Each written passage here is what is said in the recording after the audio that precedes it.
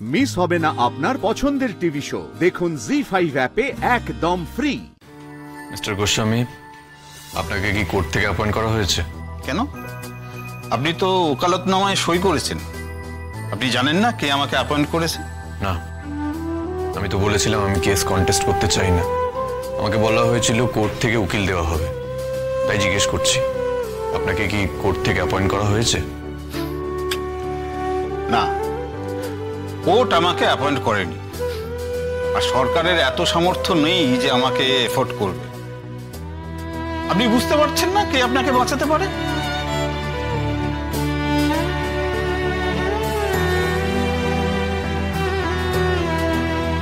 আপনি আসুন আমার সঙ্গে, আমার ওদিকে একটা ছোট্ট চেম্বার আছে, আপনি ওখানে বসবেন, আমি ওকে সঙ্গে করে নিয়ে আসছি।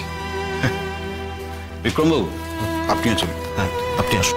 মিস্টার গোস্বামী, এত রহস্য না করলেও হয়, আপনি প্লিজ আমায় বলুন কে। আসুন না, একেবারে চক্ষু কর্ণের বিবাদ ভঞ্জন হয়ে যাবে। আসুন, চলুন।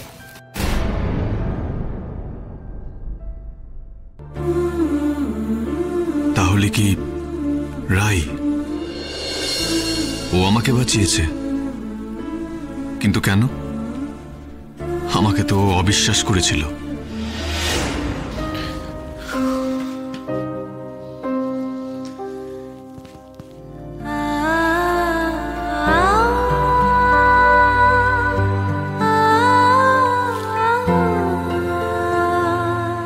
কেন এসেছো তুমি এখানে? আসাটা জরুরি ছিল তাই।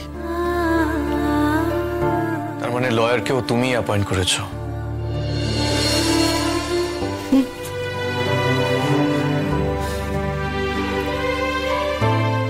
I'm sorry.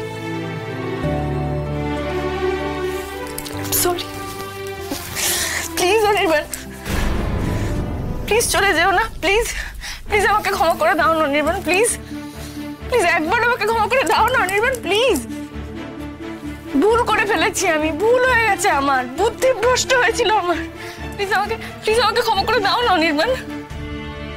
তোমরা সবাই ঠিক বলো, তোমরা সবাই বলো না আমার আমার মহত্বের বাতিক আছে।